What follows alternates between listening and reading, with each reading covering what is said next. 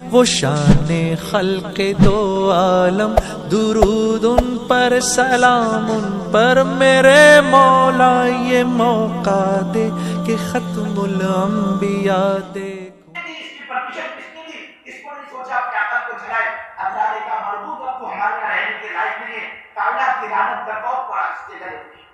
اس لیے پتہ چلا بزرگوں کہ انسان اس دنیا کے اندر اپنی زندگی کے گزارنے کے لیے اپنی مرضی کا مالک نہیں ہے کہ جیسے چاہے ویسے کھائے، جیسے چاہے ویسے پیے، جیسا چاہے ویسا پہنے اور یہ مطلب کسی میں ڈھیر بن جائے۔ اللہ ہم سے سوال کر رہا ہے، اور میرے بندو کیا تم یہ گمان کرتے ہو اپنے بالکل بھی بیکار پیدا کیا ہے؟ جیسے چاہے ویسے کھا پی لو، موج مستی کر لو اور بن کر مٹی کا ڈھیر بن جاؤ۔ اللہ سوال کر رہا ہے، او میرے بندو کیا تم قیامت میں میری عدالت میں میرے کٹہرے میں کھڑے نہیں کیے جاؤ گے؟ اس سے یہ معلوم ہو بزرگوں یہ انسان اس دنیا کے اندر اپنی زندگی کے بنانے کے لیے آیا ہے۔ وہ تو اس کو جانوروں کا زندگی گزار کر چلا جاتا ہے۔ یہ تو انسان ہی اشرف المخلوقات ہے۔ اللہ نے کم بیش 18,000 مخلوق دنیا میں پیدا کیے، ان تمام مخلوقات میں سب سے افضل، سب سے اعلیٰ اور سب سے جو اشرف مخلوق ہے وہ یہ انسان ہے۔ باقی ساری مخلوقات کو اللہ نے اپنے اپنے سے پیدا کیا، لیکن جب اللہ رب العزت نے انسان کے بنانے کا ارادہ کیا، اللہ نے کہا او میرے بندے میری عزت کی قسم لقد خلقنا الانسان فی احسن تقویم، میں نے تم کو بہترین صورت کے اندر پیدا کیا۔ اللہ نے کہا ہم نے تم کو بہترین صورت کے اندر پیدا کیا۔ یہ انسان اس دنیا میں زندگی گزارنے کے لیے نہیں بلکہ زندگی بنانے کے لیے آیا ہے۔ اور میرے بزرگوں، میرے بھائیوں، میرے دوستوں، زندگی اچھے مکان سے نہیں بنتی، اچھے کپڑوں سے نہیں بنتی، اچھے کھانوں سے نہیں بنا کرتی۔ دیکھو اللہ کا ذات آدمی تو ہے نہیں۔ آپ کے گاؤں کے اندر، آپ کے شہر کے اندر جس ہمارے بندے کے پاس بہترین شاندار RCC کا بنگلہ ہوگا، گرینائٹ کا بنگلہ ہوگا اور اس کے بیٹھنے کے کپڑے عمدہ ہوں گے، اس کے گھر میں بہترین کھانوں کے دسترخوان سجے ہوں گے، تو کوئی ایسا اس کو کل قیامت میں VIP ٹریٹمنٹ دے گا؟ ارے بڑی تو فلاں ناندیڑ ضلع کے چیئرمین صاحب ان کو چیئر پیش کرو، اور اسے ہمارے ضلع کے اندر کوئی اللہ کا بندہ ہنستا حال کٹے پرانے کپڑوں میں سیدھے سادے مکان میں اگر سادگی کی زندگی گزار کر دنیا سے رخصت ہو جائے گا، وعدہ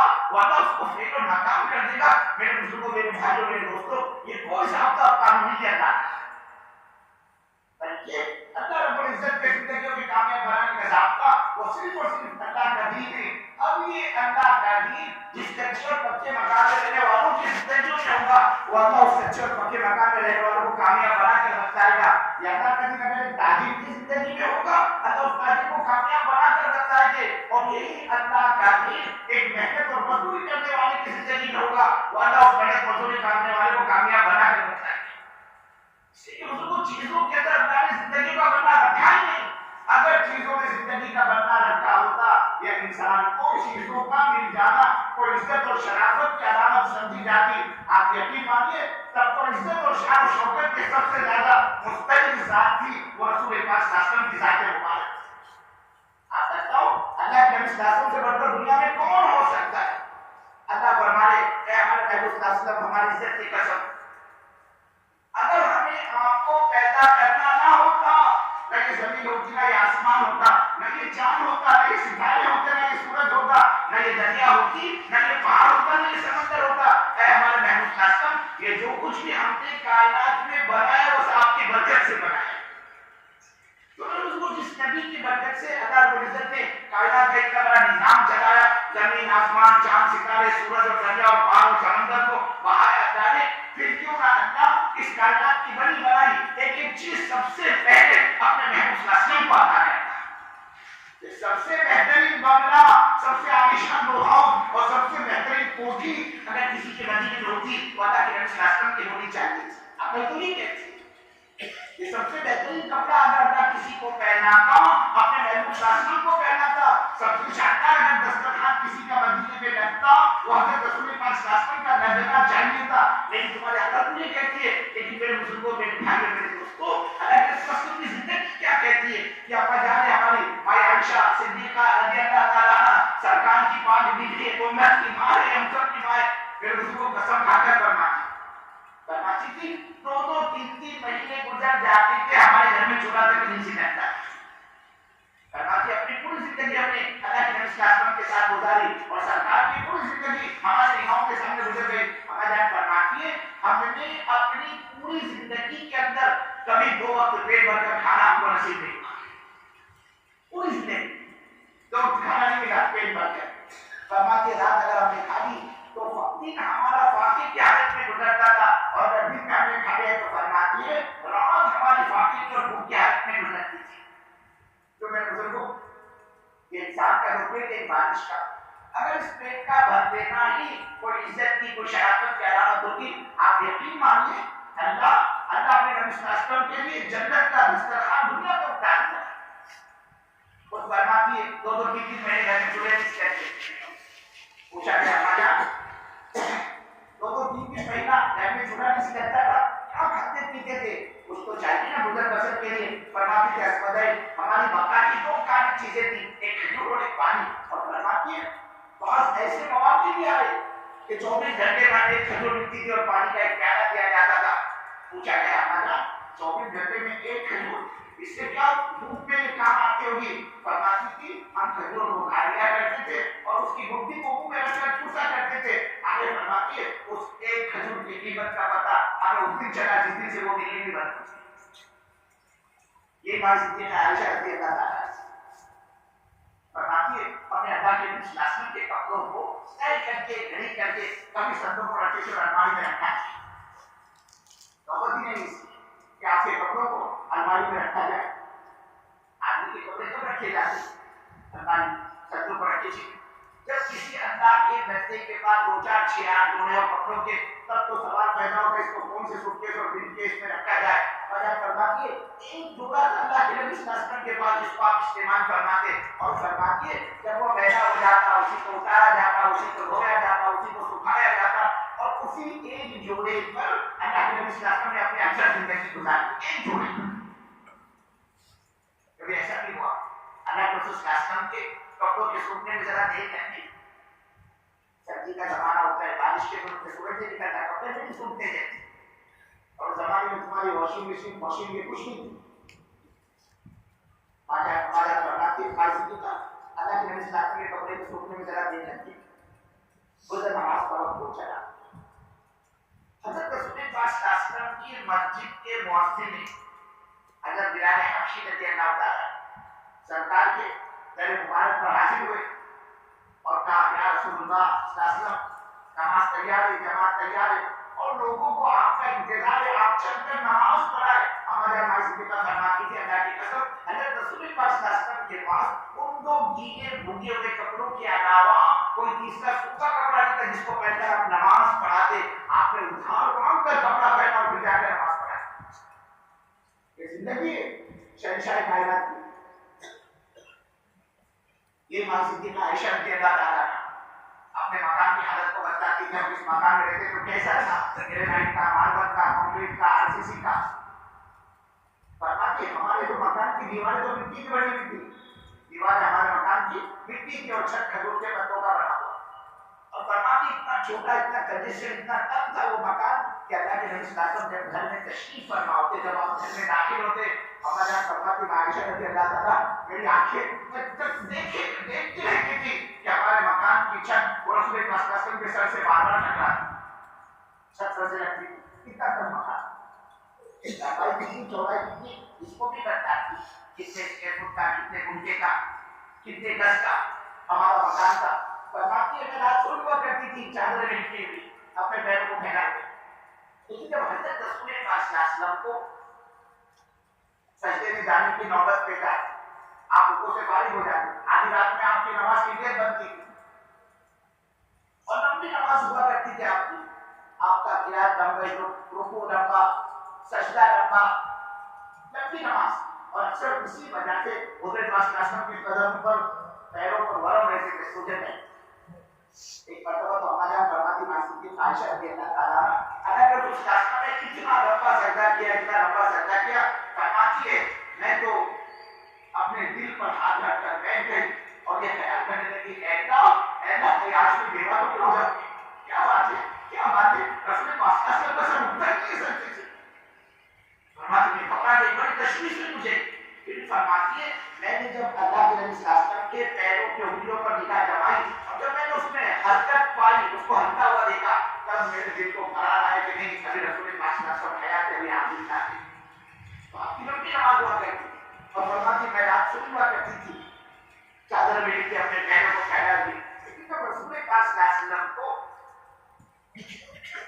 جانے کی نوبت پیش آئی اور رسول پاک صلی اللہ علیہ وسلم رکوع سے فارغ ہو کر جب آپ سجدے میں جانا چاہتے اما جان فرماتی ہے آپ سجدے میں جاتے ہوئے اپنے ہاتھوں سے میرے نبے پھیلاوے پیروں کو دھکا دے دیا کرتے تھے. آگے فرماتی تھی میں اپنے نبے پھیلاوے پیروں کو اپنے قریب کر دیتی تھی اور پیروں کے قریب کر دینے کے بعد جو خالی جگہ سامنے بچتی تھی یا جو خالی جگہ سامنے نکلتی تھی اس خالی جگہ میں اللہ کے رسول کا سب سجدہ فرمایا کرتے تھے. یہ آپ کے مقام کی ترقی کی حالت. اور بزرگوں یہ تو آپ کی اپنی ذاتی زندگی آپ کے اولاد کا کیا آدمی سوچتا ہے نا میری زندگی تو گزر گئی جیسے بھی گزر گئی لیکن اپنے بچوں کا مستقبل اپنے بچوں کا فیوچر آدمی کچھ نہ کچھ چکر چلاتا ہے اپنے بال بچوں کے لیے ایک کام آ گیا آگے چل کر. رسول پاک صلی اللہ علیہ وسلم نے کیا چھوڑا اپنے گھر والوں کے لیے اپنے بال بچوں کے لیے. یہ حضرت فاطمہ رضی اللہ تعالیٰ عنہا اللہ کے رسول صلی اللہ علیہ وسلم کی سب سے زیادہ چہیتی اور لاڈلی بیٹی تھی اور حضرت صلی اللہ علیہ وسلم کو بڑا لگاؤ بڑی محبت بڑے تعلق حضرت فاطمہ رضی اللہ تعالیٰ عنہا سے. آپ تشریف فرما ہوتے اور آپ دیکھ رہے تھے حضرت فاطمہ گزر رہی ہے تو جو آپ کے ارد گرد بیٹھے ہوئے ہوتے اسے فرماتے دیکھو دیکھو یہ فاطمہ یہ میرے جگر کا ایک ٹکڑا ہے. کبھی فرماتے اس نے فاطمہ کو تکلیف پہنچائی اس نے مجھ کو تکلیف پہنچائی. بڑی محبت بڑا لگاؤ اللہ کے نبی صلی اللہ علیہ وسلم کو اپنی بیٹی حضرت فاطمہ رضی اللہ تعالیٰ عنہا سے. ایک مرتبہ حضرت رسول پاک صلی اللہ علیہ وسلم اپنی بیٹی حضرت فاطمہ رضی اللہ تعالیٰ عنہا کے مکان پر تشریف لے گئی. باہر سے اجازت مانگے اندر آنے کی. بیٹی تھی اپنے ابو کی آواز پہچان لی یہ تو میرے ابو ہیں جو مجھ سے اندر آنے کی اجازت مانگتے ہیں. پاپا اندر بندہ تشریف لائے. کوئی گھر میں تنہا اکیلی آپ کی بیٹی ابا فاطمہ ہے دوسرا کوئی نہ بدل تشریف لائے. اللہ کے رسول صلی اللہ علیہ وسلم نے فرمایا بیٹی فاطمہ میرے ساتھ ایک مہمان اور بھی ہے حضرت عمران بن حسین رضی اللہ تعالیٰ وہ بھی اندر آنے کی اجازت مانگتے. کیا میں انہیں اپنے ساتھ تمہارے مکان پہ لے کر جاتی ہوں انہیں اندر آنے کو اندر لانے کی اجازت ہے. میرے بزرگ کو اندر سے بیٹی نے روتے ہوئے جواب دیا ہے پاپا جان آپ کو تو اندر آنے کی اجازت ہے لیکن وہ آپ کے ساتھ آئے ہوئے مہمان کو آئے ہوئے مہمان کو اندر لانے کی اجازت نہیں ہے. اور پھر وجہ بتایا کہ ابا آپ کی بیٹی فاطمہ کے پاس اس گھر کی چار دیواری میں اتنا کپڑا یا پردہ اور چادر نہیں ہے کہ آنے والے مہمان سے پردہ کیا جا سکے. اللہ کے رسول صلی اللہ علیہ وسلم نے جب یہ سنا ہزاروں قطار آپ کی آنکھوں سے آنسو بہنے شروع ہو گئے اور آپ نے اپنی چادر مبارک کو اتار کر اندر بھیجا اور اس چادر کے ذریعے سے حضرت فاطمہ رضی اللہ تعالیٰ عنہا نے پردے کا انتظام کیا. یہ زندگی بزرگ کو ہمارے نبی صلی اللہ علیہ وسلم کے گھرانے کی. اب ہزار مائی صدیقہ عائشہ رضی اللہ تعالیٰ فرماتے بڑا سخت دن ہم کو آیا اپنی زندگی میں اور وہ سخت دن کیا تھا اللہ کے نبی صلی اللہ علیہ وسلم حضور وفات میں تھی. آپ اپنی زندگی کے آخری ایام گزار رہے تھے اور آپ میرے حجرے میں تھے اور فرماتے میرے گھر کا میرے حجرے کا یہ حال تھا لوگوں کا تانتا بنا ہوا لوگ آ رہے اللہ کے نبی کے ادھکار اللہ کے حبیب کی زیارت اللہ کے نبی کی نماز کرسی کے لیے لوگ آئے جا رہے ہیں اور میرے گھر میں اندھیرا چھایا ہوا چہرہ پہچانا نہیں جاتا تھا کون آیا اور کس نے ملاقات کی اور کون گیا. فرماتی ہے ہمارا مائی صدیقہ رضی اللہ تعالیٰ عنہا میرے دل میں ایک بات آئی کیوں نہ میں اپنے گھر کی چار دیواری میں کوئی چراغ چمنی روشن کروں تاکہ یہ جو لوگ آ رہے ہیں حضور پاک صلی اللہ علیہ وسلم کی زیارت کے لیے اللہ کے حبیب کی بیمار خوشی کے لیے اللہ کے نبی سے ملاقات کے لیے کم سے کم اتنا تو ہو کہ چراغ کی روشنی کے اندر اللہ کے رسول صلی اللہ علیہ وسلم کی زیارت کرے. پتہ تو چلے کون آیا اور کون گیا لیکن خود فرماتی تھی ہماری گھر کی چار دیواری کا یہ حال تھا جو کھانے کبھی کبھار ہمارے گھروں میں پکا کرتے تھے ان کھانوں میں کبھی تیل نہیں ڈالا جاتا تھا ہمارے پاس چراغ کے گھر کے لیے تیل کہاں سے آتا. فرماتی کبھی کہیں سے تیل آ بھی جاتا ہم پر فاقے اور بھوک کے ایسے دو پڑے رہتے تھے ہم اس تیل کو بغیر پکائے کچائی پی جایا کرتے. فرماتی جب یہ میرے دل میں بات آئی کہ میں گھر میں چراغ روشن کروں تو میں نے اپنے گھر کی چیزوں کو ٹٹولا تلاش کیا. ایک عمدہ پڑا ہوا چراغ کسی زمانے کا میرے ہاتھ آ گیا. حضرت فرماتی میں نے چراغ کو اٹھایا اپنے دوپٹے سے صاف کیا اور پڑوس میں کیوٹی عورت چراغ کرتی تھی اس چراغ کو وہاں بھجوایا اور یہ کہنوا بھیجا بہن تھوڑا سا تیل یا گھی یا چنی جو بھی تمہارے پاس ادھار دے دو. اللہ کے نبی صلی اللہ علیہ وسلم کی طبیعت ناساز ہے میرے گھر میں لوگوں کا تانتا بنا ہوا ہے اور چہرہ پہچانا نہیں جا رہا ہے. فرماتی تھی اللہ کی قسم ہمارے گھر کی چار دیواری کے اندر اس دن چراغ جلا ہے جس دن حضرت محمد صلی اللہ علیہ وسلم کی زندگی کا چراغ بجھنے والا. یہ زندگی میرے بزرگوں میرے بھائیوں میرے دوستوں کوئی سیرت کو سنانا واقعات کو دہرانا مقصد نہیں ہے، بلکہ اللہ رب العزت نے، اللہ پاک نے، اللہ رب العزت نے آپ صلی اللہ علیہ وسلم کی پوری زندگی کو آپ کی امت کے لیے عبرت و نمونہ بنایا ہے، اور اللہ نے اپنے محبوب صلی اللہ علیہ وسلم پر دنیا کو پیش کیا۔ اے ہمارے محبوب صلی اللہ علیہ وسلم، آپ کو کون سی نبوت چاہیے؟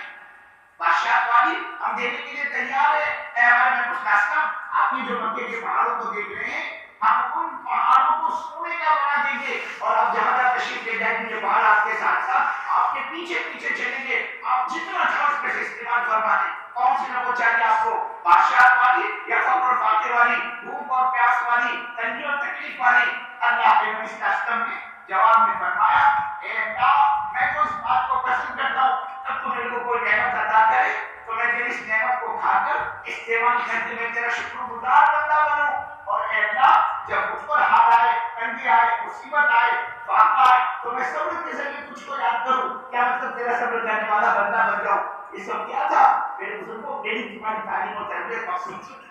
یہ میری امت اپنے ایک بارش کے پیٹ بھرنے کے چکر میں پڑ کر، میرا امت کے سر چھپانے کے لیے مکان کے بنانے کے چکر میں پڑ کر، میری امت تن ڈھانپنے کے لیے کپڑوں کے جوڑوں میں پڑ کر، میرا امتی اپنی دنیا کی چاہتوں کے پیچھے لگ کر میری امت کو اپنی آخرت کو لاؤ پہ نہ لگا دے، کہیں اپنی موت، اپنی سکرات، اپنی نجات، اپنی قبر، اپنی آخرت کو نہ بھول جائے۔ اس لیے میرے دوستوں، اصل مسئلہ دنیا کا نہیں ہے، جیسے ابھی آپ کے سامنے رکھ دیا، اصل مسئلہ میرا اور آپ کا آخرت کا مسئلہ ہے۔ یہ محنت، یہ نقل و حرکت، یہ تبلیغ کی محنت، یہ چھٹے اور 4 مہینے کی جماعتیں، یہ مقام اعمال، یہ 2.5 گھنٹے کی محنت، یہ گھنٹے اور مسجد کی تعلیم، ان سب کا مقصد اور چھوٹا خدا سے یہی ہے کہ حضرت رسول پاک صلی اللہ علیہ وسلم نے، جو طرز حیات بتائی، جو زندگی گزارنے کا طریقہ بتایا، اور اس طریقے کے راستے سے جس طرح آپ نے اپنی امت کو آخرت کی بنیاد پر کھڑا کیا کہ نبی کے زمانے کا امتی اپنے آخرت کو سامنے رکھ کر زندگی گزارا۔ تیرا آخرت میں کیا ہوگا، میرا قبر میں کیا ہوگا؟ جب اللہ اپنی عدالت کے کٹے میں مجھ کو کھڑا کرے گا اور اس وقت مجھ سے پوچھا جائے گا، زندگی کہاں گزاری، جوانی کہاں گزاری، مال کیسے کمایا، مال کہاں خرچ کیا، جو کچھ چاہا اس پر کتنا عمل کیا؟ نبی کے زمانے کا ہر صحابی اسی سوچ اور فکر سے اندر ہوتا ہوا دنیا سے گیا، اور وہ کون تھے رونے والے؟ اللہ اکبر، جنہوں نے سب کچھ اپنا اللہ کے دین پر قربان کیا، جان لگانے کا موقع آیا تو جان، مال لگانے کا موقع آیا تو مال، اور اتنا لگایا وہ صدیق اکبر رضی اللہ تعالیٰ۔ اللہ کے نبی صلی اللہ علیہ وسلم نے اللہ کے دین کا تقاضا ڈالا ان کے سامنے، منظر نبی کے مجھ اللہ خرد حسنا، کون ہے تم نے جو اللہ کو پڑھ کے حسنا دے؟ غزوہ تبوک کی تیاری کا موقع ہے، حضور نے اعلان کیا اللہ کو کون پڑھ کے حسنا دیتا ہے؟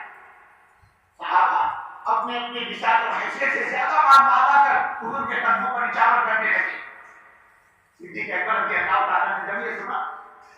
اپنے گھر کا پورا ساز و سامان لا کر اللہ کے نبی صلی اللہ علیہ وسلم کے قدموں میں ڈال دیا، یہاں تک کہ گھر کا پورا کنکر بھی نہیں چھوڑا۔ جب رسول پاک صلی اللہ علیہ وسلم نے پوچھا، ابو بکر اپنے گھر والوں کے لیے، اپنے بال بچوں کے لیے تم کیا چھوڑ کر آئے ہو؟ کہا یا رسول اللہ صلی اللہ علیہ وسلم، اللہ اور اس کے رسول کے نام کی برکت کو چھوڑ کر آئے۔ سب کچھ لگایا، یہاں تک کہ خیال آیا مگر پر تو میرے کپڑے ہیں، وہ کپڑوں کو بھی اتارا اور حضور کی خدمت میں پیش کر دی۔ اب پہننے کے لیے کپڑے نہیں، ٹاٹ اٹھایا اور ٹاٹ کو اپنے بدن سے لپٹ لیا، لیکن اس میں تو کوئی بٹن تو کاجے تو تھے نہیں، تو بٹن کی جگہ ببول کے درخت کے کانٹے توڑ کر لائے اور اس کے اپنے آپ کو اپنے لباس کو صحیح کیا۔ جب یہاں تک اپنے کو پہنچایا تو اللہ ہے، وہ تو دیکھ رہا ہے نا کہ میرا محبوب کا محبوب کس طرح میرے دین کے تقاضوں پر اپنی جان مال لگانے کے لیے کرتا ہے۔ فوراً آواز لگائی اللہ نے فرشتوں کے ذریعے، جبرائیل کو کہا جبرائیل آسمان کے فرشتوں کو آواز لگاؤ، ان کو اعلان کرو کہ آج فرش پر، آج زمین پر جو لباس میرے محبوب کے محبوب یعنی ابو بکر نے پہنا ہے، اے فرشتوں تم بھی اس لباس کی نقل کرو۔ حضور پاک صلی اللہ علیہ وسلم کی خدمت جبرائیل کے ساتھ حاضر ہوئے، کہا یا رسول اللہ صلی اللہ علیہ وسلم، اللہ نے حضرت صدیق اکبر کے لباس کو ایسا پسند کیا کہ آج تو آسمان کے سارے فرشتے وہی ٹاٹ کا لباس پہنے، اتنا لگا جس کے بارے میں حضور فرماتے تھے میں نے سب کے احسان کا بدلہ ادا کر دیا، لیکن ابو بکر کے احسان کا بدلہ ادا کرنا ہے، کچھ نہیں چھوڑا اپنا دین کی نسبت پر۔ جان لگانے کا موقع آیا، جان مال لگانے کا موقع آیا، مال یہاں تک کہ ان کو بھی اپنے آخرت کا اتنا فکر ہے. اپنے آپ سے کہتے کاش ابو بکر کو مومن کے بدن کا بال ہوتا. کبھی فرماتے کاش ابو بکر کو کوئی درخت ہوتا جو کاٹ دیا جاتا کہ اللہ کی عدالت میں پیشی کی باری تو نہیں آتی. یہ وہی صدیق اکبر رضی اللہ تعالیٰ ان کے ساتھی حضرت اسلم رضی اللہ تعالیٰ انہوں نے اس موقع پر ایک ٹکڑا دیوارہ ان کو کھلایا. اب آپ کی عادت تھی حضرت صدیق اکبر رضی اللہ تعالیٰ کی جب بھی کوئی چیز کھاتے پیتے وہ پہلے اس کی تحقیق کرتے ہیں کہاں سے آ گئی کیسی. اتفاق نہیں ہوتی بغیر تحقیق کے کھا لیا. حضرت اسلم رضی اللہ تعالیٰ نے پوچھا گورنر صاحب امیر المومنین آج آپ نے پوچھا یہ نوالا یہ رقمہ روٹی کا ٹکڑا کیسا تھا. جواب میں فرمایا بھائی اسلم میں 3 دن کا بھوکا تھا. گورنر یہ ایسے گورنر تھے میرے بزرگوں انہوں نے دوسروں کی اجاڑ کر اپنی نہیں بنائی اپنا سب کچھ اجاڑ کر دوسروں کو آباد کیا. اسلم 3 دن سے میں بھوکا تھا 3 دن کی بھوک 3 دن کا فاقہ تم نے نوالا جیسے پیش کیا مجھے ہوش ملا پوچھنے کا اور میں نے بغیر پوچھے اس کو کھا لیا. چل اب تو بتا اسلم یہ جو تم نے مجھے روٹی کا ٹکڑا دے کے کیسا تھا تو کہاں سے لایا. حضرت اسلم رضی اللہ تعالیٰ نے عرض کیا گورنر صاحب امیر المومنین زمانے جاہلیت میں بھی کہانت کرتا تھا. کہانت کہتے بھوشیہ لوگوں کو غیب کی باتیں بتانا جو حرام کا میں کہانت کرتا تھا. میں نے ایسی ایک سچی جھوٹی بات اڑا دی اور اللہ کا کرنا جس کو یہ بات میں نے بتائی تھی وہ سچ ثابت تھی. انہوں نے کہا بھائی ہمارے پاس اس وقت میں تجھے دینے کے لیے کچھ نہیں ہے کہیں سے کچھ آئے گا تو تیرے کو دے دے. گورنر صاحب میں کے قریب سے گزر رہا تھا ان کی نظر مجھ پر پڑی تو انہوں نے مجھے بلایا اور یہ دیا کھانے جو آپ نے کھایا. فرمایا اسلم تم میری آخرت کو اجاڑ دیتے اس لیے کہ جانتے تھے وہ انسان کے جسم کی وہ ہوگی جو ہر کھا کر پہلی ہو اس کو تو جہنم میں جنگا بدن کے روگ پہ کھڑے ہو گئے. آپ نہیں لگ گئے اسلم یہ کیا تم نے اور پھر اس کے بعد میں اس کھائے ہوئے لوگوں کو اپنے پیٹ سے نکالنا چاہ رہے ہیں لیکن وہ کیا کرتا لقمہ 3 دن کے فاصلے کے بعد پیٹ میں گیا تھا بے قرار ہو گئے بے چین ہو گئے. لوگوں نے کہا گورنر صاحب یہ نوالا یہ لقمہ یہ روٹی کا ٹکڑا ایسے نہیں نکلے گا آپ خوب سیر ہو کر پیٹ بھر کر پانی پیجیے. حضرت صدیق اکبر نے پیٹ بھر کر پانی پیا. اب لوگوں نے کو مشورہ دیا آپ انگلی ڈالیے حلق کے اندر اور طے کیجیے ہو سکتا ہے اس طے کے اندر یہ کھایا ہوا نوالا بھی آپ کو باہر نکل جائے. امیر المومنین نے جیسی حلق میں انگلی ڈالی بڑی مشکل سے کھایا ہوا نوالا وہ پیٹ سے باہر نکلا. لوگوں نے دیکھا تھوڑی سا روٹی کا ٹکڑا. گورنر صاحب ان چھوٹے سے روٹی کے ٹکڑے کے لیے آپ نے اتنی تکلیف اٹھائی پر میں اللہ کی قسم یہ نوالا یہ لقمہ اگر میری جان کے ساتھ بھی نکلتا میں اس پر نکال کر چھوڑتا. اس لیے کہ رسول پاک صلی اللہ علیہ وسلم کا فرمان میں جانتا ہوں انسان کے جسم کی گوشت کی وہ بوٹی انسان کے بدن کا وہ ٹکڑا جو حرام کھا کر پڑا ہو اس کو تو جہنم میں جلنا ہے. میں نہیں چاہتا کہ میرا جسم کا کوئی حصہ جہنم کے آگ بنے. اتنا اللہ کا خوف دلوں کے اندر وہ عمر فاروق رضی اللہ تعالیٰ جن کے بارے میں رسول پاک صلی اللہ علیہ وسلم فرماتے تھے لوکا نبی نبی اللہ کا عمر اگر میرے بعد کوئی نبی ہوتا وہ عمر ہوتے اگر میرے بعد کوئی نبی ہوتا وہ عمر ہوتے. ان کا مقام ان کا مرتبہ ان کے اندر کا خوف خدا ان کے اندر کا تقویٰ ان کو اپنے آخرت کی کسی فکر تھی. اللہ کے نبی صلی اللہ علیہ وسلم نے حضرت عمر سے فرمایا عمر میں نے معراج سے بڑا خوبصورت پوچھوں کا محل دیکھا اور میں تو سمجھا کہ یہ میرا ہی ہوگا تو میں نے اسی معراج کے شب جبرائیل سے پوچھا اور جبرائیل یہ محل کس کا ہے. جبرائیل نے مجھ سے کہا یا رسول اللہ صلی اللہ علیہ وسلم یہ قریش کے ایک نوجوان کا محل ہے. آپ نے فرمایا عمر میں یہ سب کے لیے میرا ہی ہوگا. پھر میں نے دوبارہ پوچھا بھائی جبرائیل مجھے اس قریش کے نوجوان کا نام تو بتاؤ اس پر آپ نے فرمایا عمر جبرائیل مجھ سے کہنے لگے یا رسول اللہ صلی اللہ علیہ وسلم یہ قریش کے نوجوان کا محل ہے جس کا نام عمر بن خطاب رضی اللہ تعالیٰ. آپ ان کے مقام کو تو سمجھے گئے بزرگوں اللہ نے کیا مقام ان کو مرحمت فرمایا تھا. حضور پاک صلی اللہ علیہ وسلم کو جنتی ہونے کی خوشخبری دنیا میں سنائی. ابو بکر فی الجنہ عمر فی الجنہ عثمان فی الجنہ علی فی الجنہ عبد الرحمن فی الجنہ طلحہ فی الجنہ زبیر فی الجنہ یہ جنت کے ٹھیکیدار ہے. عرش شریف کو سلام آتے تھے جن گھوڑوں پر بیٹھ کر یہ اللہ کے راستے کا سفر کرتے تھے اللہ ان گھوڑوں کی ٹانگوں کے خطرات پر کھاتا. اتنے اونچے مقام کے یہ صحابہ ہے لیکن ان سب کو اپنی آخرت کے اللہ کی عدالت کی پیشی کا اور حساب و کتاب کا اور موت کا اور سکرات کا اور نجات کا اور جہنم اور جہنم کا اتنا خوف اس خوف کی وجہ سے فرماتے تھے اے عمر کاش تجھ کو تیری ماں نے پیدا ہی نہ کیا ہوتا، عمر تیرے دنیا میں آنے کی ضرورت کیا تھی؟ اے عمر کل جب دن اللہ تیرے کو اس کی عدالت کے کیسے سے کھڑا کرے گا تو عمر اس رب کو کیا دکھائے گا اور کیا جواب؟ کبھی اپنے آپ سے کہتے عمر کاش تو کوئی درخت کا پتا ہوتا، چلتا پھرتا جانور منہ مار دیتا اور تیرے کو کھا کر پاخانے کے راستے سے مٹی بنا کر باہر نکال دیتا، پھر وہ مٹی سوکھ جاتی اور وہ اس کو لے جا کر کہیں سے کہیں پھینک آتی اور پھر وہ مٹی بن جاتی۔ اے عمر اللہ کی عدالت کو اس کے کٹہرے میں کھڑے ہونے کی نوبت تو نہیں آتی۔ یہ وہی عمر فاروق رضی اللہ تعالیٰ جنہوں نے اپنے بیٹے کو وصیت سمجھا رہے اپنے بیٹے کو عبداللہ ابن عمر یا عبداللہ کے بیٹے حضرت عمر رضی اللہ تعالیٰ عنہ کے کہتے عبداللہ جب تم یہ دیکھو میری جان نکل رہی میں مر رہا ہوں تو فرمایا میری باڈی کو میرے جسم کو فوراً زمین پر ڈال دے، مٹی میں ڈال دینا۔ اور جب جان نکل رہی تھی تو یہ وہی عمر فاروق رضی اللہ تعالیٰ اپنے چہرے کو، اپنی پیشانی کو، اپنے ناک کو، اپنے ہونٹ کو اس طرح مٹی میں مل رہے تھے جیسے چھوٹا بچہ مٹی میں لوٹتا ہے، ایسے عمر رضی اللہ تعالیٰ اپنے چہرے کو، اپنے گال کو، اپنے سر کو مٹی میں رگڑ رہے تھے اور اپنے آپ سے کہہ رہے تھے اے عمر اگر اللہ نے مجھ کو معاف نہیں کیا تو تیرا کیا ہوگا؟ کبھی فرماتے کاش عمر کی اس حالت کو دیکھ کر اللہ کو دیا آ جائے، اللہ کو رحم آ جائے، اللہ کو ترس آ جائے اور اللہ عمر کو معاف کر دے۔ سب کچھ کر کے کرتے تھے، ہم کچھ نہیں کر کے نہیں کرتے،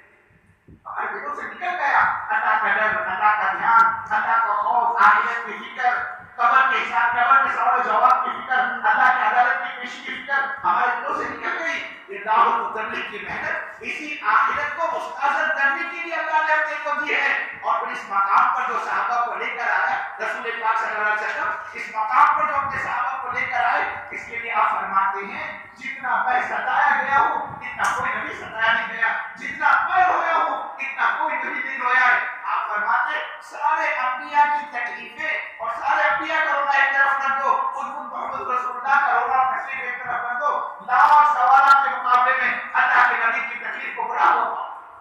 جیسے جیسے آپ نے تکلیف سے اٹھائی،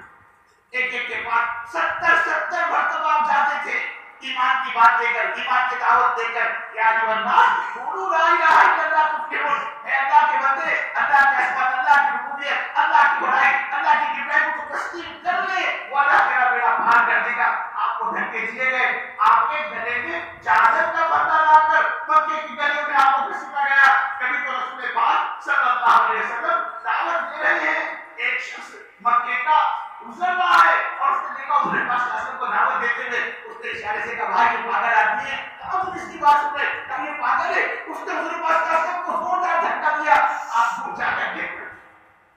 عرفات کا میدان ہے، حج کا زمانہ ہے، مینا کی گھاٹی ہے اور قرب و جوار کے قبائل آئے ہوئے حج کے لیے۔ اللہ کے نبی صلی اللہ علیہ وسلم نے سوچا کہ چلو یہاں پر مکے میں تو کوئی بات سننے کے لیے تیار نہیں، میں مینا جاتا ہوں اور مینا کی گھاٹی میں، مینا کی وادی میں نئے نئے لوگ آئے قبائل کے دور دراز سے، قرب و جوار سے، میں ان کو اللہ کے دین کی طرف بلاتا ہوں۔ آپ وہاں پہنچ کر مختلف قبائل سے آپ سے بات کرنی چاہیے، ہے کوئی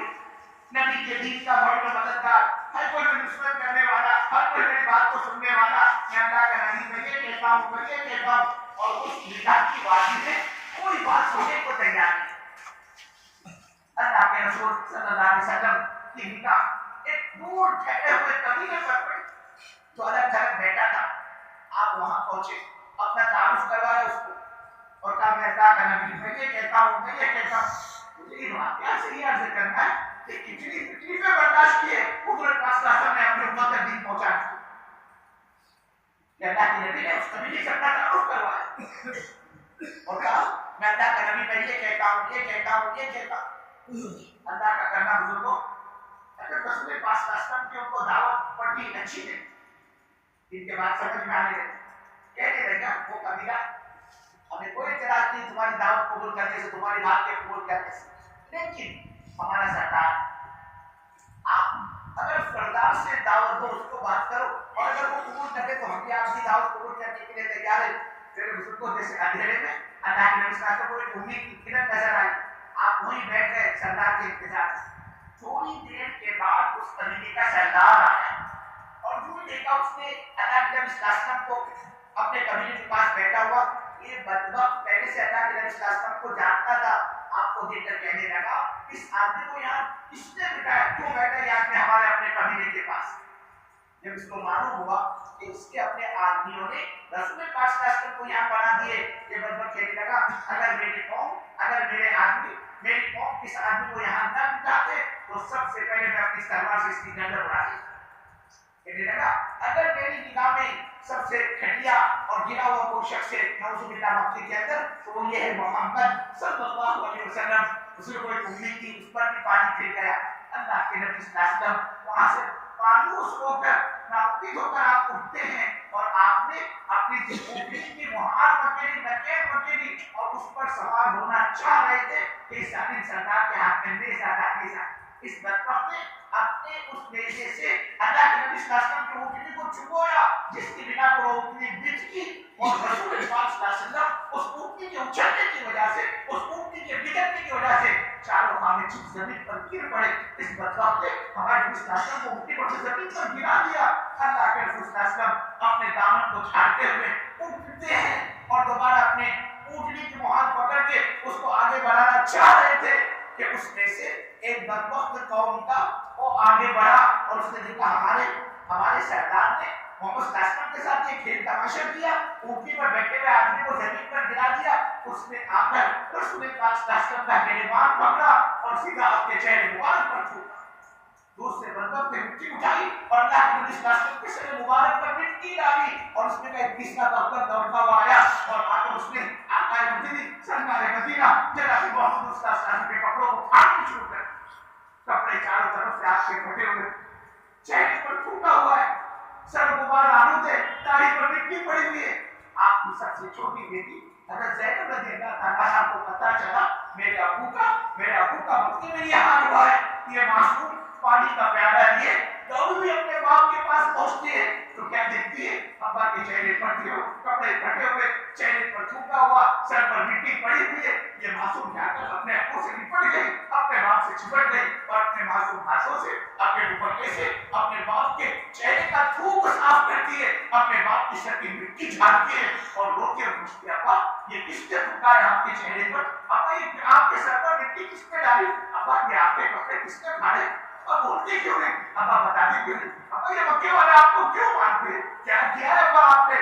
ان کا کیا کیا ہے, ابا یہ آپ کے کپڑے انہوں نے کیوں پھاڑے ہیں, ابا بولتے کیوں نہیں, ابا کچھ تو بولو کیا ہوا ہے, کیا کیا ہے آپ نے ان کا. جب دار و قطار بیٹی کو ہچکیاں بن گئی اور روٹی کو روتا ہوا دیکھا تو اب اللہ کے نبی کے سے بھی صبر کا دامن چھوٹ گیا اور آپ بھی بچے کی طرح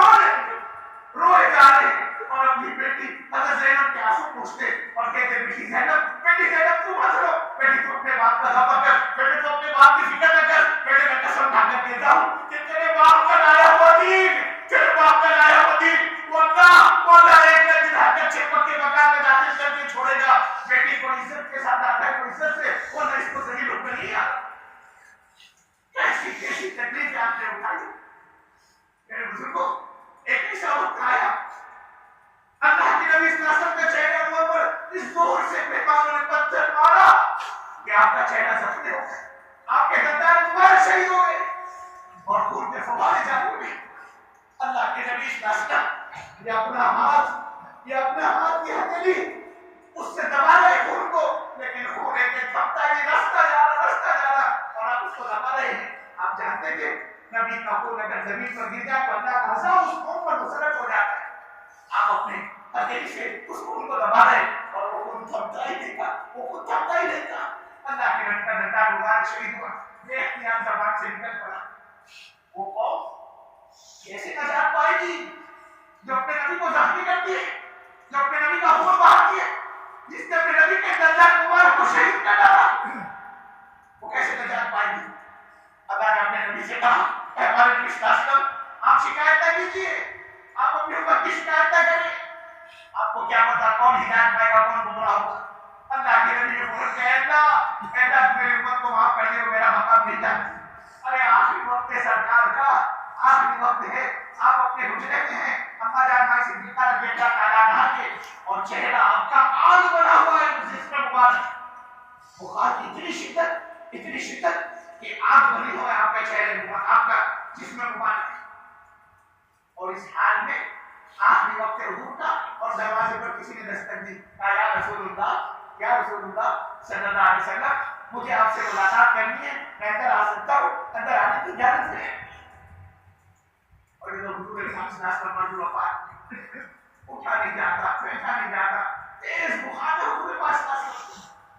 پسینے پر پسینے چھوٹتے ہیں، اور وہاں کوئی ہے کہہ رہے اللہ کے نبی مجھے آپ سے ملنا ہے، آپ مجھے اجازت دے، میں اندر آؤں؟ وہاں حضرت فاطمہ موجود تھی رضی اللہ تعالیٰ حضور کے پاس، حضرت صفیہ موجود تھی، حضرت عائشہ موجود تھی، حضرت حفصہ موجود تھی۔ حضرت فاطمہ رضی اللہ تعالیٰ کو ذرا برا لگا، ناگوار گزرا، ایسے وقت میں ابو بیمار ہے، بخار کے اندر مبتلا ہے، آپ کا جسم 8 برس برسا رہا ہے، پسینے میں آپ نہائے ہوئے، اور یہ کون دیہاتی آ گیا، کون گاؤں کا رہنے والا آواز آ گیا کہ اس وقت ان کو میرا ابا سے ملنے کی پڑی، ذرا ناگواری ہوئی۔ اللہ کے رسول صلی اللہ علیہ وسلم نے فرمایا فاطمہ تو کس پر ناراض ہو رہی ہے، تم کس پر ناراض ہو رہی ہے؟ فاطمہ تم جانتے ہو یہ جو آنے والی ہے یہ وہ ہے جب سے دنیا بنی ہے، انہوں نے کبھی کسی سے ملنے کے لیے اجازت نہیں مانگی۔ بیٹی یہ تمہارے ابو کا مقام ہے، تو اجازت مانگی جا رہی ہے، ارے یہ ملک الموت ہے، ان کو آنے دو۔ ملک الموت علیہ السلام حاضر خدمت میں آ کر سلام پہنچایا، اللہ کا سلام پہنچایا، آ کر سلام کیا، یا رسول اللہ صلی اللہ علیہ وسلم، اللہ آپ سے پوچھا ہے کہ پوچھو آپ کیا چاہتے، آپ کو اور رہنا ہے دنیا میں یا ہم سے ملاقات، اور یہ بھی کہہ دو کہ اللہ آپ کا مشتاق ہے، اللہ آپ سے ملنا چاہتا ہے، آپ کیا چاہتے؟ آپ نے فرمایا میں بھی اپنے رب سے ملنا چاہتا ہوں۔ بس کیا تھا ملک الموت علیہ السلام نے اللہ کے نبی صلی اللہ علیہ وسلم کو جان دکھانی شروع میں آپ نے سنا موت کے وقت میں آپ کو کسی تکلیف ہے، اللہ کے نبی کو بھی تکلیف ہوئی موت کے وقت میں، آپ نے ملک الموت سے کہا بھائی چراغی مجھے تکلیف ہو رہی ہے، کہ اللہ کا حکم کہ مجھ محمد رسول اللہ صلی اللہ علیہ وسلم کی روح کو تکلیف کے ساتھ نکالا جائے، آپ نے فرمایا یا رسول اللہ صلی اللہ علیہ وسلم آپ کے رب کا اللہ کا تو یہ حکم ہے کہ میرے محبوب میرے عاشق کی تم جان ایسی نکالو کہ میرے محبوب کو ذرہ برابر بھی تکلیف نہ۔ آپ نے فرمایا اسرائیل کہ تو تکلیف ہو رہی ہے، پھر کہیں ایسا تو نہیں کہ تم مجھ کو تکلیف پہنچا رہے ہو۔ ملک الموت نے کہا علیہ السلام نے یا رسول اللہ صلی اللہ علیہ وسلم میں اور آپ کو تکلیف پہنچا میری کیا وجہ ہے آپ کو تکلیف ہوئی؟ آپ نے فرمایا اسرائیل تمہارے تکلیف نہ دیتے تو بھی مجھ کو تکلیف ہو رہی ہے، اور پھر تم میرے کہ اللہ کا بھی حکم ہے کہ محمد رسول اللہ صلی اللہ علیہ وسلم کی روح کو آسانی کے ساتھ سہولت کے ساتھ نکالا جائے، اس کے باوجود کہ جب میں تکلیف محسوس کر رہا ہے تو اسرائیل میری امت کے وہ گنہگار بھٹکے ہوئے بے نمازی پاپی اور باپی نافرمانوں کی جب تم جان نکالو گے اور جب تم ان کو تکلیف پہنچاؤ گے تو اسرائیل میری امت کے گنہگاروں کو کتنی تکلیف ہوگی۔ آپ نے فرمایا تمہاری تکلیف نہ دیکھے تو میں تکلیف محسوس کر رہا ہوں تو جن کو تم تکلیف دو ان کو کتنی تکلیف ہوگی۔ اسرائیل میری ایک تمنا ہے، آخری گزارش ہے میری، آخری درخواست ہے کہ اسرائیل اس وقت سے لے کر قیامت تک جس میں میری امت کے بعد ہی پاپی نافرمان بے نمازی گنہگار بھٹکے ہوئے دنیا میں آئیں گے، اور جب تم ان کی جان نکالو گے اور ان تمام کو تم جتنی اکٹھی تکلیف دو گے، آج وہ ساری کی ساری تکلیف ان تمام کو تم جتنی تکلیف دو گے وہ ساری اکٹھی تکلیف اکیلے مجھ محمد رسول اللہ صلی اللہ علیہ وسلم کے سینے پر ختم کر دینا، مگر اسرائیل میری امت کو تکلیف نہ دینا، میری امت کو تکلیف نہ دینا۔ وہ بزرگوں ناتے والوں ناتے رہنے والوں جس نبی کے دنیا سے جاتے میرے کو آپ کو نہیں بولا، اپنی امت کو نہیں بولا، آج اسی امت نے اپنے نبی کو بلا دیا، نبی کے دین کو بلایا، نبی کی دعوت کو بلایا، نبی کے کام کو بلا دیا۔ آج مسلمان کہتا ہے تبلیغ کی زیادہ ضروری ہے، نہیں نکلے تو نہیں چلتا کیا؟ کہاں لکھا قرآن میں چھپے اچھالنے کے یہ کون کہہ رہا ہے، یہ مسلمان کہہ رہا ہے، نبی کا عاشق کہہ رہا ہے، نبی کا پیغام پڑھنے والا کہہ رہا ہے۔ ارے نبی صلی اللہ علیہ وسلم نے کیسی تکلیفیں اٹھائی اس امت کو دین پہنچانے کے لیے،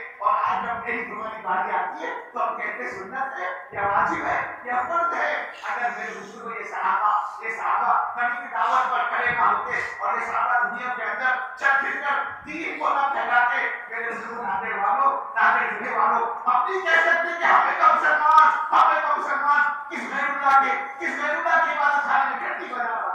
اپنی کہہ سکتے کہ مسلمان کس غیر اللہ کے سامنے اپنے سر کو جھکا رہا ہوتا. یہ اللہ کے نبی صلی اللہ علیہ وسلم کی وہ قربانیاں ہیں اور آپ کے صحابہ کی وہ قربانیاں ہیں جس کے نتیجے میں آج اس کے دربار میں جمع.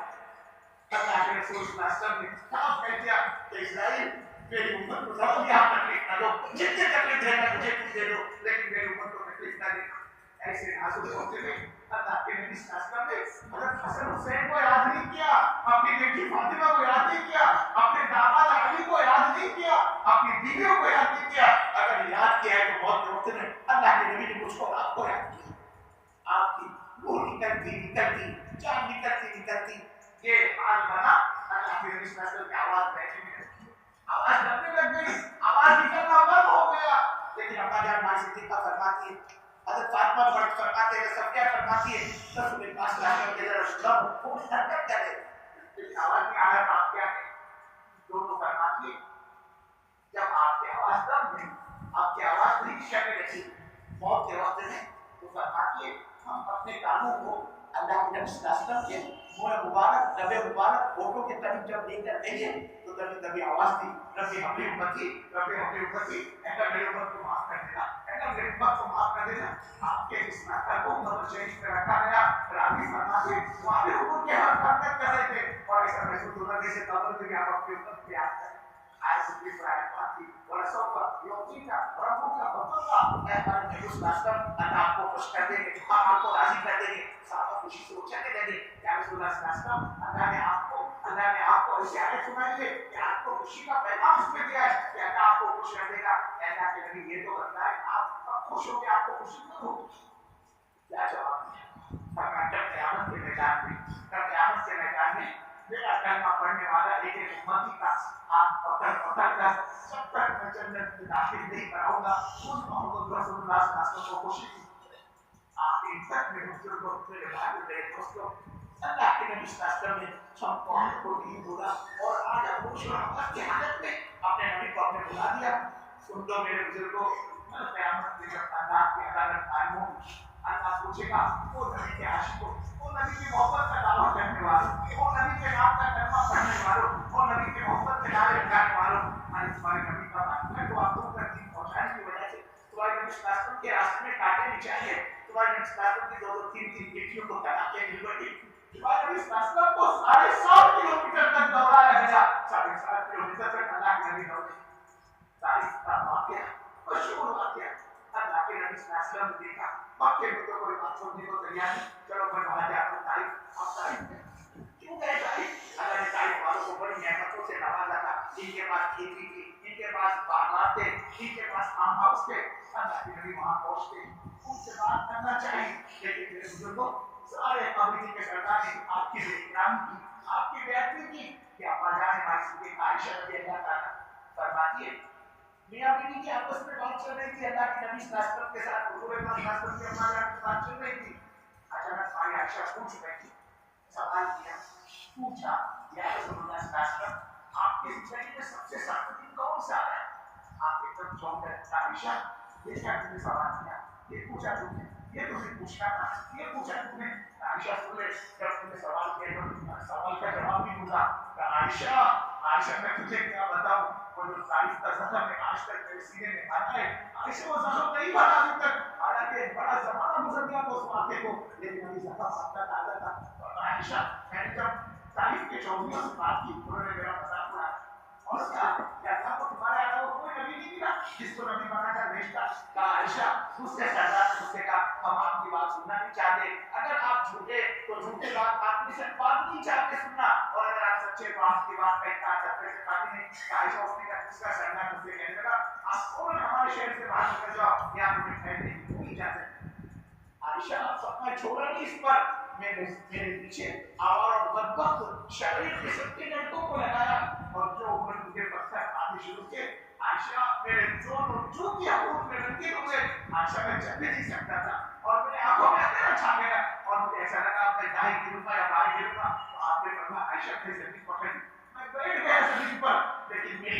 मुझ पर रहम नहीं आया, मेरी कौम को मुझ पर दया नहीं आई, मेरे कौम को मुझ पर तरस नहीं आया और भूख के शेर की तरह मुझ पर पीट गए और मेरे दोनों हाथों को पकड़कर आयशा ने मुझे खड़ा किया और मुझको चलने पर मजबूर करके जब पत्थर मारते थे कि आयशा मेरे दोनों जूते और कूद जाओ।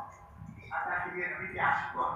तुम्हारे तो पैर में कांटा भी नहीं चुना। देखो 2-3 दिन में हमारा पेट भूखा रहा है, हमारे नबी के घर के चूल्हे जले। अल्लाह कहता तुमसे तुम्हारा धन नहीं छूटता, कारोबार नहीं छूटता, बीवी बच्चे नहीं छूटते। देखो हमने हमेशा के लिए मक्का से अपने महबूब रास्ता को बाहर निकाला। रसूल पाक तो नहीं चाहते थे मक्का छोड़कर आप कहीं जाए, बस के वादे आपकी जान के दुश्मन बन गए, आपकी सांसों के दुश्मन बन गए। रसूल पाक को अल्लाह ने हुक्म दिया अब मदीने से हिजरत करो, अब अल्लाह से पूछ करो। अल्लाह के रसूल सल्लल्लाहु अलैहि वसल्लम फूटे और अल्लाह ने दुश्मनों की आंखों पर पर्दा डाल दिया, क्या ताकि नबी को नहीं देख पाए। लेकिन रात के तराई में बाबा बैतुल्लाह मदीना रास्ते थे और फरमाते थे बैतुल्लाह तो क्या कर रहे, मुझे तुझसे मुझसे मोहब्बत है, ताल्लुक है, रिश्ते लगाव है, मैं तुझे छोड़कर कभी कहीं न जाता, लेकिन मैं क्या करूं, मैं मजबूर हूं। ये वक्त वाले मेरे को यहाँ रहने नहीं देते। अल्लाह कहेगा ओ नाफे जिले वालों, तुमसे 4 महीने चिल्ले के लिए तुम्हारा घर, तुम्हारा कारोबार, तुम्हारे बीवी बच्चे तुमसे नहीं छूटते और तुमको छोड़ने को तैयार नहीं। देखो हमने अपने महबूब को हमेशा के लिए मक्का से बाहर निकाला। अल्लाह कहेगा नबी के आशिकों, जिस नदी में हमारे नबी का दिन मिल रहा था, दिन की धज्जियां उड़ रही थी, दिन के जनाजे निकल रहे थे, अल्लाह कहेगा ये बताओ मेरे नबी के उम्मतियों, तुमने हमारे महबूब कासिम के दिन से क्या उठाया? मेरे बुजुर्ग अल्लाह की अदालत में जवाब देना भारी हो जाता है। इसलिए हमारी इस मजलिस से गुजारिश है, दरखास्त है, ये सबसे पहले तो अब अल्लाह से माफी मांगे कि दीन के बात के टकराने में, दीन की दावत में और दीन पर चलने में जितनी अपने पर सुस्ती और कोताही मुझसे और पूरी उम्मत से हुई, अल्लाह हम सबको और पूरी उम्मत को माफ फरमा दे। लेकिन इसी के साथ साथ ये भी तय कर दो कि इंशाअल्लाह ये इस नम्र हरकत को, ये इस दावत को, ये इस जन्नत मेहनत को, ये इस तबलीग को, ये हमारा पूरा मजमा मौत तक अपनी जिंदगी का मकसद बनाए। रोजी का मालिक बनना है, रोजी का मालिक अल्लाह। हमारे इलाके में, हमारी तहसील में कितने अल्लाह के बंदे गाड़ी का काम करते हैं, वो भी पढ़े लिखे होते, अल्लाह उनके मुकद्दर की 2 रोटी 2 बोटी उनको देता है। मेरे बुजुर्गों, मेरे भाइयों, मेरे दोस्तों, अब तो अल्लाह के दीन का काम करे और अल्लाह मेरे को और आपको भूखा मारे, ये अल्लाह की मेहनत के खिलाफ है कि अल्लाह बड़ी वाली मेहनत करने वाले को तो पाल रहा हो और नबी का काम करके हमने भूखे मरे, ये हो नहीं सकता। इसके लिए मेरे बुजुर्गों इस वक्त तकाज़े हैं, इस वक्त अल्लाह के रास्ते में हमें अपने निकलने की तरतीब बनानी है। आप यकीन मानिए, एक आदमी दुनिया का काम करे, उसको रोटी मिले और दीन का काम करके भूखे मरे, ये तो होने वाली बात है नहीं, ये तो हो ही नहीं सकता। कुछ दिन का साहबा के पास नंगी भूखी कौम, गिरी पड़ी कौम, दांतों से पत्ते चाहती थी, पेटों में पत्थर मारती थी, लेकिन जब दावत के काम ने अपने को लगाया और दावत को कबूल किया, फरमाते थे जिन हाथों से हमने दांतों से भूख में पत्ते चाटे और पेटों पर पत्थर मारे, उनके हाथों से हमने पाँव से सोना काट के तकसीम किया है। हमने अपनी जिल्लत और गुर्बत को अल्लाह के दीन पर लगाया। अल्लाह ने हमको दुनिया में ऐसी इज्जत दी, हम बकरियां नहीं चला सकते थे, अल्लाह ने हमको भी कोरोना ने हमारे कर्मों में लाके डाली। एक बात समझ लो मेरे बुजुर्गों, अल्लाह ताला दीन पर चलने की बरकत से और दीन की मेहनत से तो दुनिया दे देता है, लेकिन दुनिया के चैनल से, दुनिया के रास्ते से किसी को दीन नहीं। इसके लिए तो कुर्बानी शर्त है। इसलिए इस तरह इस पूरे मजमे ने वक़ार के साथ, सुकून के साथ बात को सुना है। अल्लाह के आने को, बैठने को, सुनने को, जमा होने को बेनती आपको बोल फरमाए। मेरे बुजुर्गों, काम बातों का नहीं है, काम सोच और फिक्र सीखने का और करने का है। इसके लिए बैठा हुआ मजमा एक तो ये तय कर ले कि ये तो आया कि इज्तिमा में 2-4-6 घंटे की शिरकत के लिए अगर इसको बात दिन में उतारी, हम नहीं कह सकते आज का ये इज्तिमा, आज का ये जोर किस जिंदगी का आखिरी इज्तिमा और आखिरी जोर है। इज्तिमा जोर तो होते रहेंगे, लेकिन हमको जिंदा रहेंगे इसकी कोई गारंटी। हदीस में आता है आदमी मकान बनाने की तैयारी में होता है, उसका नाम लोगों की फैंस में आ चुका होता है, बड़ी उसको कहते हैं अल्लाह के बंदे, लेकिन उस मकान में एंट्री भी नहीं होगी, दाखिला भी नहीं होगा, लेकिन उससे पहले हमारे पास आने वाला है 6 महीने के बाद तेरा मकान बनने वाला है और 4 महीने 10 दिन के बाद अल्लाह की नबी फरमा रहे, रसूल पाक सल्लल्लाहु अलैहि वसल्लम आज की शादी की तैयारी में होता है, निकाह का पैगाम दे चुका होता है, हमारा फंक्शन हाल ये होगा, हम ये शादी खाना देंगे, इतने बाराती आएंगे, उनके लिए ये खाना पकेगा, वो सारे स्कीम ऑफ प्लानिंग में होता है और उसका नाम होते हैं फैरिस में आ चुका होता है। फरिश्ता उसको देखते कहते हैं अल्लाह की नबी, तुझे लड़की को हाथ लगाना, अपनी बीवी को छूना तो दूर की बात, उसकी चेहरे की ज़रा भी तेरे को नहीं یہ اجتماع زندگی کا آخری اجتماع بنتا ہے جب تشکیل ہوتی ہے نا شیطان آپ کو سمجھا جانے ابھی پندرہ شعبان میں جائیں گے مارچ میں جائیں گے اپریل میں جائیں گے جون اور جولائی میں جائیں گے ارے کس نے دیکھا مارچ اپریل مئی اور جون اور جولائی اب تو یہ حال ہے آدمی فجر پڑھ کر باہر نکلتا ہے اور ظہر کی نماز میں اس کا جنازہ لے کر مسجد میں آتے ہیں آدمی ظہر کی نماز کے بعد باہر نکلتا ہے اور لوگ عشاء کی نماز پڑھ کر اس کا جنازہ لے کر آتے ہیں آج تو یہ حال ہے میرے بزرگوں میرے ساتھیوں میرے دوستوں لوگ کہتے کیا ہوا اس کو یہ تو ہمارے گاؤں کا پہلوان آدمی تھا چھین کرتا تھا یہ مرا کیسے اس نے تو فجر کے بعد میرے بابو نے نماز پڑھی اور میں نے اس کو اشارے سے کہا یا بس ٹائم پر چائے پی کر آئیے یہ تو صبح میں میرے ساتھ چائے میں شریک تھا کہا تمہارے پاس تو چائے میں شریک تھا تمہارے پاس چائے پی کر گھر گیا گھر میں داخل تو گھر والی ہوگا ایک داخل بندی ذرا سینے میں کچھ جلن ہو رہی کچھ چھو رہا ہے میرے کو عجیب ہو چل کے آئے نا اس سے تم کو ایسا لگ رہا ہوگا تمہیں پانی لے کر آتی ارے ورنہ کی بندی پانی لانے کے لیے اندر گئی اور گلاس لے کر آنے تک پانی لے کر آنے تک اس کی جان نکل چکی تھی اس نے اپنے سر کو کرسی پر ڈال دیا تھا پینے کھانے کو اچھی ہو گیا اب تو یہ حال بن رہا ہے بزرگ کو زندگی کا کوئی بھروسہ نہیں اس لیے آپ یہ نہ سوچو ماں کو ریسٹورینٹ میں جاؤں گا میں تو اجتماع میں آیا میں تو بات سننے کے لیے آیا اگر میں اس طرح سے چلا جاؤں گا میرے گھر والوں کا کیا میری بیوی کا کیا میرے بچوں کا کیا میری دکان کا کیا میرے کارخانے کا کیا جب ساری باتیں شیطان تم کو یاد دلائے تو اس کم وقت ظالم سے پوچھو ارے ظالم اگر میں بغیر ایمان کے چلا گیا دنیا سے میرا کون کیا